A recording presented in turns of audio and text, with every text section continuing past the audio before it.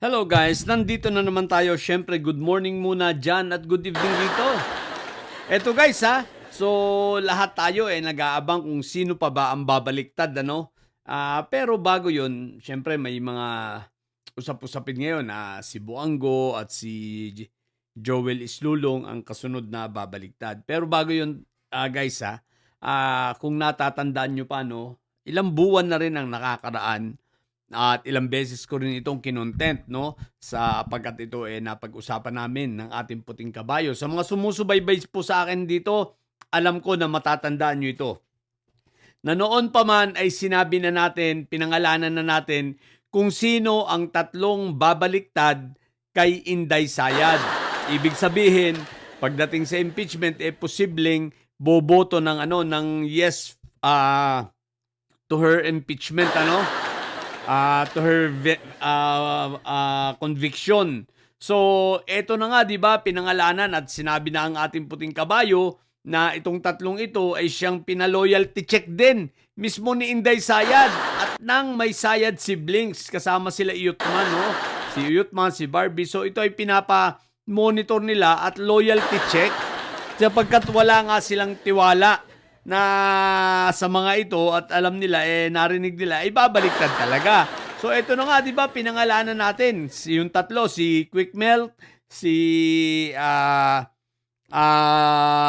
Joel Islulong at si Buanggo, si Bongo Lloyd. Pero sa tatlong ito isa nang nagkaroon ng katuparan. Bagamat hindi ito sa conviction, pero tulad ng sinabi natin, syempre doon ang direction nito. Bakit? Kita nyo naman from dito sa grupo ni Madam 10K, kasi ang grupo ni Madam 10K automatic yan ang grupo ni Madam Inday Sayad. No, yan ang grupo ni ng may Sayad siblings, no, mga aso yan Basta nandyan. So identified na mga aso yan, tagahimod ng puwet at utos-utusan at mga uto-uto. So yung mga senador natin na ginawang uto-uto nitong at tau-tauhan nitong mga may Sayad siblings. So nakita natin yung pag-alis ni Quick Melt dyan ay isang pagpapahiwatig ito, pagpapakita na talagang ito bumaliktad na. Confirm naman, bumaliktad na talaga yan, maliwanag yan, no?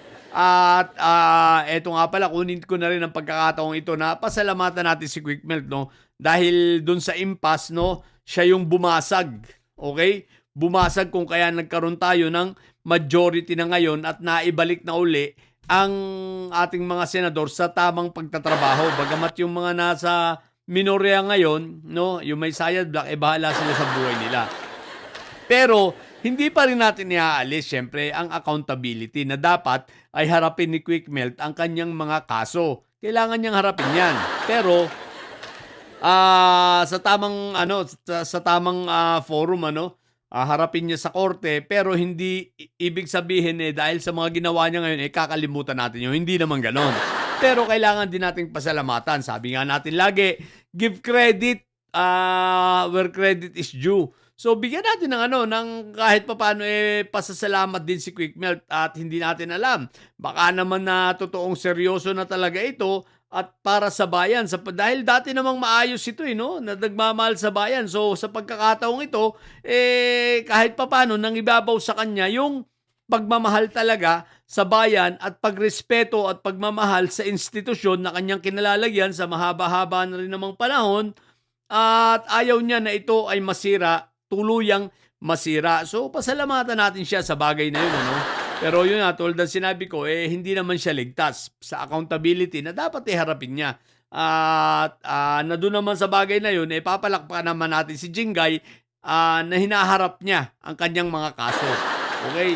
So, balik tayo doon sa dalawa. Ang tanong, si Joel Islulong na nga ba at si Buanggo na nga ba, si Bongo Lloyd na nga ba ang babaliktad? Aba, kung magkaganon, matuluyang magkakatotoo na at matutupad ang sinabi ng ating puting kabayo na itong tatlong ito ay babaliktad talaga. At kung ito ay mangyari, naku po, Rudy, anyari na, lalo lang nangaubos ang mga didilis, lalo ng mga magsisiiyakan, Lalo na kung 'pag si Bonggoloid ang bumaliktad ano, laban dito sa minority ngayon. Isipin niyo 'yan. Expect na lang natin 'no, yung tila mga bagay na imposible, puwede talaga maging posible sapagkat sa politika, sabi nga, walang permanenteng kaibigan diyan 'no. So, ang permanente lang diyan, interes, okey? So, tingnan lang natin kung anong mga mangyayari. Pero, kung yun ay magkaroon na ng katuparan at gulatin lang, nitong dalawa ang kanilang mga kasamahan diyan sa Minoria, diyan sa may Sayad Block, aba, aba, aba, papalakpakan din natin sila, 'di ba? Pero hindi nangangahulugan na ligtas na kayo sa accountability. Kailangan nyo pa ring harapin sapagkat ibang usapin yun. Ibang usapin yung pagharap nyo sa accountability at ibang usapin nyo na gusto nyong magtrabaho na ang Senado at para makausad na ito, no? At syempre, at matuloy ang impeachment dahil sa yun ang gusto ng taong bayan. Kumbaga, baka naman sa mga pagkakataong ito ay lumalabas na sa inyo ang kahit papaano yung pagiging nasyonalismo ninyo at ang pagmamahal talaga sa ating bayan. Magkagayon pa man, kailangan yung harapin pa rin ang inyong mga kasalanan sa bayan at ito ay harapin. Kung wala talaga kayong kasalanan, anong ikakatakot ninyo, di ba? So, pero sabi ko nga, baka naman itong mga ito kasi talaga ay nag-iisip na okay, gumawa na tayo ng tama, gumawa na tayo ng mabuti. At kung ang pagbaliktad ninyong yan, yan ang pinakamabuti nyong magagawa sa panahon ngayon. Yan ang pinakamaganda nyong pwedeng gawin para kahit papano, makabayad-bayad kayo, maibalik nyo man lang yung mga pagkukulang ninyo sa taong bayan. O, di ba ga? Pero ang siyempre masasaktan numero 1 dyan ay sila Inday Sayad. Anyway, Joel tsaka Buanggo, alam nyo naman yan. Matagal na kayong pinapa-loyalty check niyan. Bakit kayo nagtsatsaga dyan? Alam nyo naman na sila, itong magkakapatid ni Sayad ay walang tiwala sa inyo. Lalo ka na kay Buangguloid, no? Alam mo na walang tiwala sa iyo si Sayad, lalo na si Iyutman. Tsaka si Barbie, di ba? Si Iyutman talagang ayaw sa iyo niyan. Kaya nga nag-aaway yung anak mo at anak niya O, di ba? O, dahil ayaw na ayaw sa iyo niyan. Pati si Inday Sayad. Pero pinakaayaw sa iyo ay si Iyutman. Alam mo yan. Di ba? Bakit ka nagtsatsaga pa? O, si Inday Sayad kasi guys ay very vocal lang talaga ito. Pero sa tatlong ito, pinakaayaw talaga kay Bongo ay si Iyutman. Sabi ng ating puting kabayo, sa sobrang inggit niya, no? So, Buanggo, gumawa ka na ng tama. At kung babaliktad ka, wag mo ka na magpatumpik-tumpik pa. Simulan mo na. Pati ikaw, Joel Islulong, no? At sa mga ganung pagkakataon, papalakpakan namin kayo, ha? Pero, again, kasama sa inyong pagbaliktad, ang pagtutuwid ng inyong mga pag-iisip na harapin ninyo ang mga kasong dapat nyong harapin at manindigan. Kung wala talaga kayong kasalanan, malilinis naman kayo At maniwala kayo sa hustisya ng ating bansa, no? At sa hustisya rin ng ICC.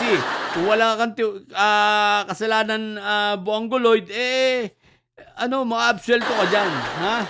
Okay? So, yun lang. Abangan natin kung magkakatotoo na bang tuluyan ang hula ang sinabi ng ating puting kabayo. Sa mga nakatanda, dati pa natin ito kinontent, pero abangan natin ngayon, nagkakaroon ng katuparan no? Advance mag-isip yung ating puting kabayo. Hindi naman advance mag-isip, naririnig kasi niya yun. Dati pa, di ba? So, kumbaga nauuna lang minsan tayo na i-expose natin. Dahil yun nga, madaldal tayo. So, yun lang muna. Sa mga bobong didilis dyan at may sayad na nyo, ang tatay nyo ay preso, ang BP nyo ay bobo. Natili kayo mga bobo at may sayad sapagkat ang may sayad ay lagi high blood. Bye!